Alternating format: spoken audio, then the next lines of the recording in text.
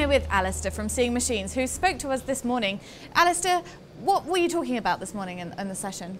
So we were pulling together some assessments that we've done for 3 customers, basically looking at the amount of fatigue and distraction that they have in their fleet, and from that creating some sort of formal research that we then presented as a white paper actually last year in the ITS Congress in Melbourne. Fantastic, and how did that go? It went very well. We won an award for Best Technical Presentation, so we're happy with that, obviously. Wow, I kept that quiet. Well done you. Yeah. Brilliant. But actually it's a spin-off from work that we do with customers anyway, when they're trying to understand what is our solution going to bring to them. We do a lot of research with them at the beginning to say, well, this is what fatigue and distraction looks like within your fleet, and then you decide how you're going to tackle it. Yeah, and what is your offering going what to is bring it? to them? Briefly. Briefly, we have a sensor that sits on the dashboard of a truck or a coach or whatever form of transport you want, and it's continually monitoring the head position and the eyes of the driver, looking for signs of fatigue, looking for distracted behaviour like looking down at their lap or fiddling around in a glove compartment and looking out a side window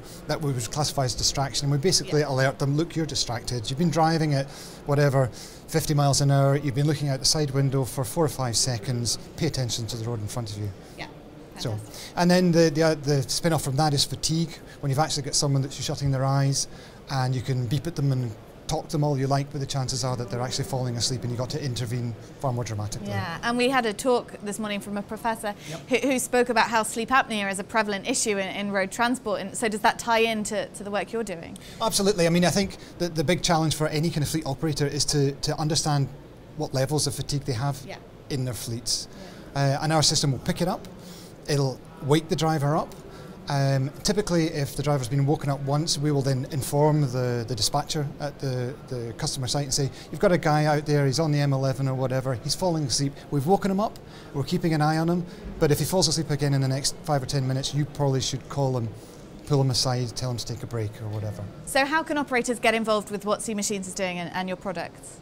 Best thing to do is to contact us, look for an assessment. Like I say, we're very happy to come along and actually explain what the technology does, do a bit of an assessment on the fleet itself, and understand if there's a problem or not. Because the last thing you want to do is to wait until there's a big accident and you think, oh, what caused that?